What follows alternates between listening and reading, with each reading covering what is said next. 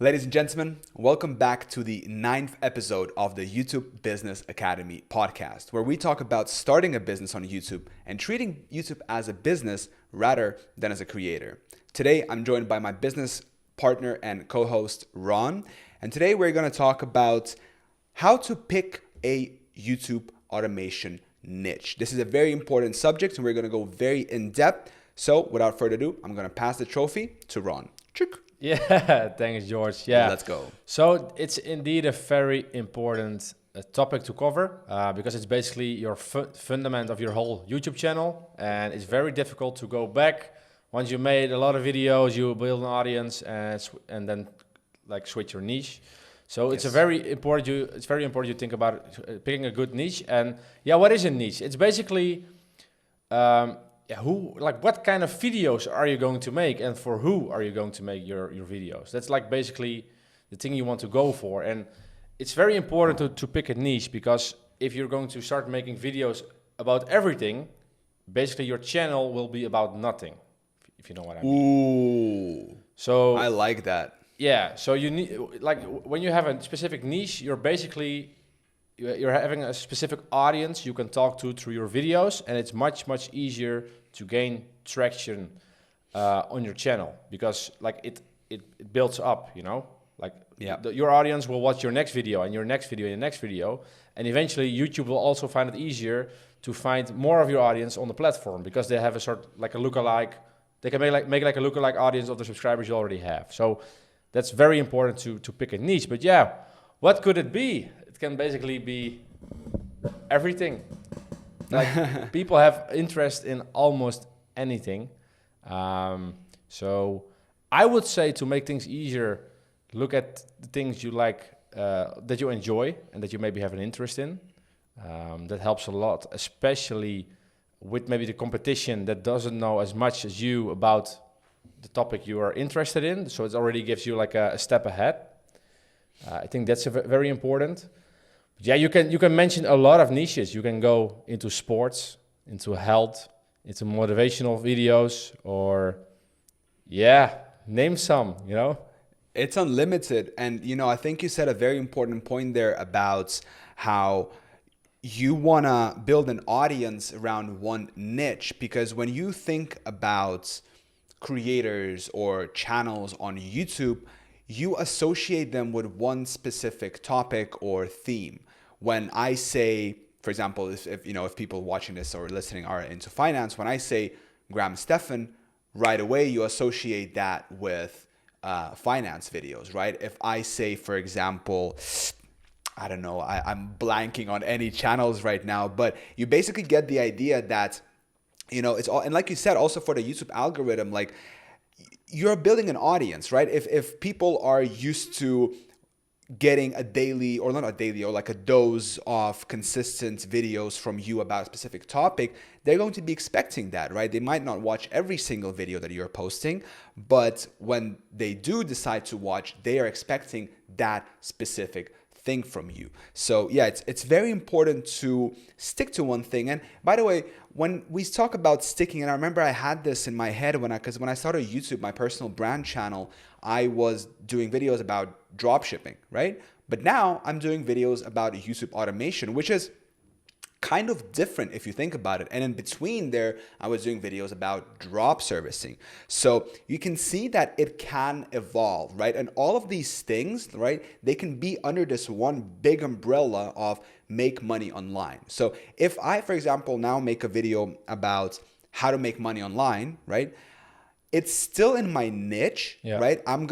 My video is probably going to reach a broader audience, but I'm still there, right? But for example, if I go and start doing videos about positive affirmations or, meditation or whatever it is, my audience is going to be like, what the hell is this? Like, we don't want to watch this. They're not going to click. And if the YouTube algorithm is like, well, his subscribers are not clicking and not watching this video, then why would we recommend this to anyone else?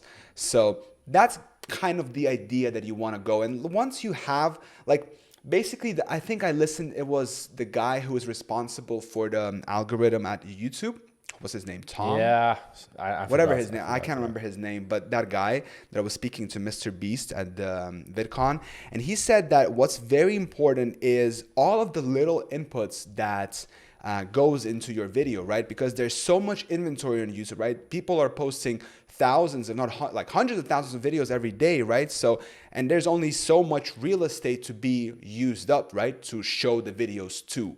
I hope I'm not making this too complicated, by the way, but basically the algorithm needs to decide which videos to push more, which deserve to be pushed, and which are not. And the algorithm takes all of these little signals like watch history. Like if someone with a watch history clicks, then the YouTube has this very complicated like neural network. Like they're basically looking who would be interested in your video if you have a good video. So that's a long kind of winded answer of why you should stick to a niche. But yeah, we figured out what's a niche. And I think the next important thing that you can, Ron, maybe explain is we want to get into, not every niche is equal, right? No, in terms of payment, you mean, or? Exactly. Yeah, exactly. And that's true. And I quickly want to add, like when selecting your niche, it's wise to also pick a niche that's like growing, especially if you're like in the long-term game. In the video that just went online on your channel, George, we talked with John. He had a channel about Stranger Things. And you can do that kind of niches like TV shows, but keep in mind when you're diving into that kind of niche and the TV show is over, then you probably made some money, but in the end, your channel is not getting that many views. So keep in mind when you're selecting a niche, what's your long-term vision? And also, do you enjoy that niche? Because if you're in for the long-term game, it's pretty useful if you actually enjoy it. So it's much easier to keep up with it. But yeah, as you mentioned, like every niche also has a different earning rate. It's called CPM on YouTube, which basically means the amount of money you get per 1,000 views. And for example, in the niche of finance, the CPM is much higher because the audience that's watching finance videos has probably a lot more to spend. They do more with money in terms of money. So the advertisements in front of the video are probably have to do something with money. And like the company that's advertising on your video, they can to acquire a customer, they can pay a lot more money. So they can also pay more for the advertisements. But if you do, if your niche is about a TV show, it's a very broad audience, not as specific. So that advertisements in front of the video will also be very broad. And therefore you will also earn a lot less. So that's something to keep in mind when you're selecting your niche. Find a niche that's maybe good with CPM or a little bit higher CPM, but also if you do entertainment or TV shows, the likelihood of getting millions of views is also higher. So you can still select an entertainment niche, but make sure you get way more views than finance. I think finance is maybe 5, 6, or can be even 10 times higher than entertainment. So that you also need 10 times the amount of views to get the equal amount of money. So that's something to take into account. But yeah, in the end, if you're in here to treat YouTube as a business, then having a high CPM niche will really help because you don't need to blow up right away. You need to blow up, you need to get some decent amount of views, but not millions of views. I think you can talk about this as well, George. You have a video about dropshipping on Amazon. Yeah. With very high CPM. So I wanted to actually mention two things. One thing is the Amazon dropshipping video I have on my main channel. The CPM is there 20 or 25 euros per 1,000 views, which in this whole YouTube space is a lot, right? The CPM in that video is just absolutely crazy. It's still the highest earning video. And then the second thing also I wanted to actually mention, which is worth, I think will be valuable for the listener or the viewer, is that different languages have different CPMs. Marcel was over, my friend from Barcelona. He was over at my place, and we were looking at the different CPMs in our channel analytics. Sorry about that. And basically, the same videos have a 5 times lower CPM in Spanish than in English. So if my YouTube automation videos on the main channel get a CPM or an RPM, sorry, by the way, let me clarify something quickly.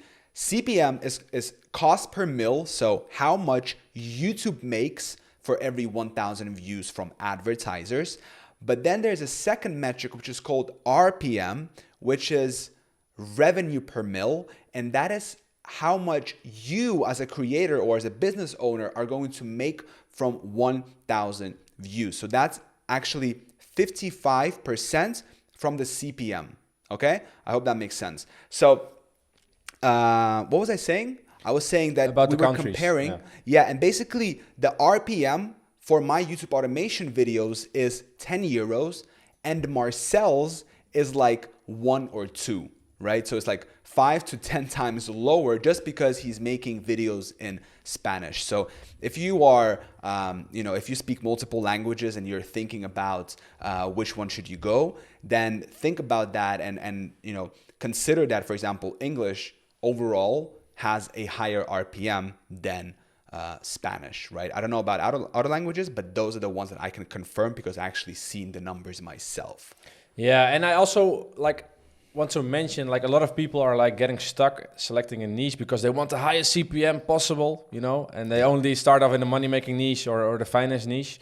But I want to say YouTube checks it with every video, and when you're uploading a new video, you can always have a different kind of angle that maybe fits within your niche, but will attract a higher quality or a different kind of audience that spends a little bit more money.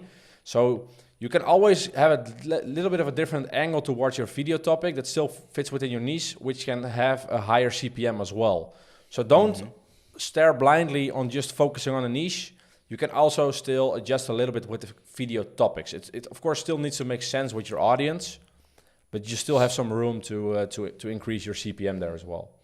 Yeah, I think that's very important as well. Yeah, and the next one that we have here outlined with you, Ron, is the question of why should you stick to one niche, right? And we kind of briefly mentioned in the beginning, right, about the audience and everything. But the second reason, and this is from our conversation with John, the video on my main channel, is that you want to dominate and you want to become the household name in that niche. And I think that's very important as well, because if you want to build a business out of this, right? One of the things, and I think we talked about this in the previous podcast as well, is that you want to you can build a network of channels, for example, 5 channels, right? In the same niche, right? So if you're doing basketball or football or whatever it is, right? You can have 5 different channels, grow them all at once, cross promote them, right? So they're all growing together. And plus you're going to get really good at understanding the topics, what thumbnails work. You don't need to, because every new niche that you get into, you need to learn the audience, what are they responding to best, what kind of thumbnails, the titles. But if you're doing just one, right, there's so much room for growth. So if you dominate and you become the biggest network of channels in that space, then you can reach out to different companies or startups and be hey, we're getting a lot of views. Would you like to promote your company in all of our videos, right? And you can imagine that you're going to be making a lot more money with having that network of channels. Yeah, and I think especially when you have one successful channel, you know your audience really well. You can basically make a profile out of your audience. They will like this, this, and this. You'll know all their interests, and basically it's much easier than for you to start a second channel based on the same audience, but maybe with a slightly different twist. So your channel is again unique, and then send indeed the traffic from your first channel to the second one, and you already know. They will also like the videos on your second channel because their interests, and that way you can build multiple YouTube channels pretty quickly if you do it the right way. So in the end, YouTube is all about knowing your audience, and in the beginning it's very difficult to know your audience because you're just testing out with videos and you need to find your own style. But once you've found some videos take off, check, analyze them. Why did it took off? Maybe look at the comments. What did people enjoy of the video? And you're slowly getting to know your audience. And keep in mind, this will take a lot of time. It can take up to months before you fully understand what your audience wants. But if you found that out, then you can double down on it. And eventually, if you get enough revenue from one channel, you can leverage your current audience to another one. But first, of course, focus on one channel. That's the most important thing. Yeah.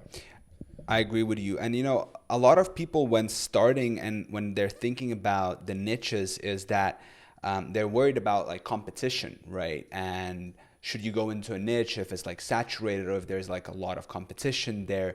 And actually in this YouTube space, competition is not a bad thing per se. You don't want to go into something that is like super hard to break through, but you want to look at when you're starting out, you want to look at what other people are doing and what kind of content they are making. Because if you're getting 0 views and they're getting 100,000 views, well, clearly they know something that you don't.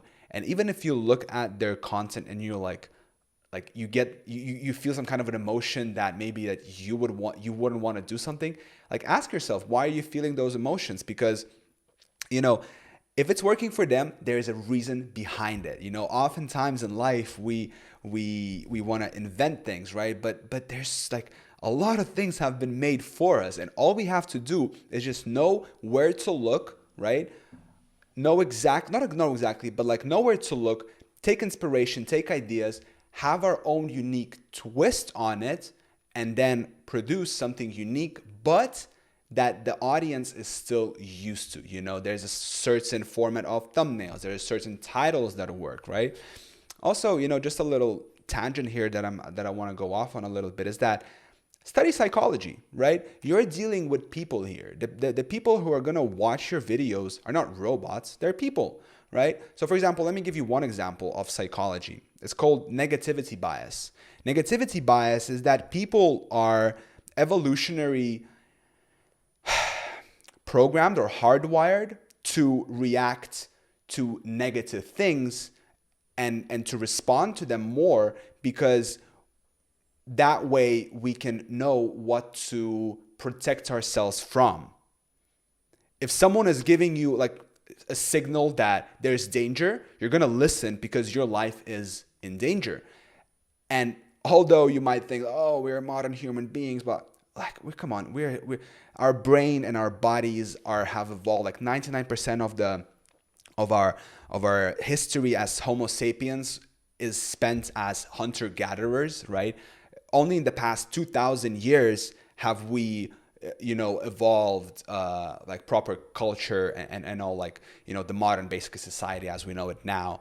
So yeah, but our brains are still the same, Exactly, like our brains are still the same. We still react to emotions. That's why you see a lot of people using their faces in thumbnails with certain emotion, because it just attracts attention. But yeah, look at your competitors, because that's actually really good, because your goal should be that your video needs to pop up on the sidebar of your competitors, so you can basically steal their audience and send them to your channel. So that's actually a good thing, to look at your audience, see what you maybe even can do better, and eventually try your best so YouTube will recommend your videos right next to them, and then you slowly can build your own audience, and you can learn from them from there. So I definitely think there is enough on YouTube for everybody as well. So yeah, we got this comment, I think today, someone was like, why are you making a course about your business? It's like, come on, that's such a scarcity mindset right there. It's like there are billions of people on YouTube every month. Like, there's unlimited capacity. Mr. Beast is at 111 million subscribers right now, and he's not stopping. You know what I mean? So there's room. There's room for everybody. Don't that's a limiting belief. Don't get stuck in the scarcity. Like, oh, this is all for me. Like, I shouldn't share. No, share. Talk to more people. Spread your ideas. When you do that, more comes back to you. That's how we humans make progress. I mean, come on. Like, if we wouldn't cooperate, if we wouldn't work together, we wouldn't be where we are right now, where we have internet and computers and cars and planes and all this. So if you find yourself in that limiting mindset that like I don't want to do, I don't want to share with others, think about that, because it's much better to think like in an abundance mindset, right? There's trillions of dollars in the economy, right? What was it, like 80 trillions of dollars in the economy? There's just so much. There's like abundance of food, abundance of everything, right? Enjoy life, make something great. Oh, this is completely off topic. Yeah. But if you are the one that likes to share knowledge and share knowledge with people, then make sure to at least join the YouTube Business Academy, because that's basically all we do. We have masterminds, trainings. Once in a while, we share some other free templates or free stuff. You also get like knowledgeable, or like valuable emails on how to, for example, manage your team, or how to make your team more efficient, or how to find maybe the best niche, or all stuff like that. You know, we're all about sharing knowledge, and I think YouTube is changing every day as well. So we need to keep up, like all together, because otherwise, like if you're alone, you will miss out on a lot of stuff. So if you're excited about YouTube as well and love sharing knowledge, make sure to join our community, because I'm sure at least it will help you grow your YouTube channel even more. And that's what Mr. Beast did as well. I mean, if you listen to some of his interviews, he was like, I made a group of people, right? And then we were just like talking to each other every day for a super long time. And the way he explained it is that if you go at something alone, right, you will need to still, like, you have a learning curve. It's called a learning curve. And you need to make a certain amount of mistakes to grow, right? But if you're doing this with someone else, and then like if it's a big group, imagine how much faster you can achieve success, because you know someone does a mistake or someone does something and they're like, hey guys, by the way, don't do this because of that, or hey guys, this worked for me, you know, this is amazing, let's all like try this, right? So it's just going to accelerate your growth and your learning and speed up your whole success on YouTube. So I think that's a really nice and smooth plug of you right there, Ron. And there's going to be links down in the description wherever you're listening or watching to this. So make sure to click on them. Join us on YBA. Great masterminds, great value, and a lot of great stuff there. So great community. So yeah, I think with that in mind, we want to thank you for your time, for watching, listening, subscribing, and we will see you next week. Yes, bye-bye. Bye.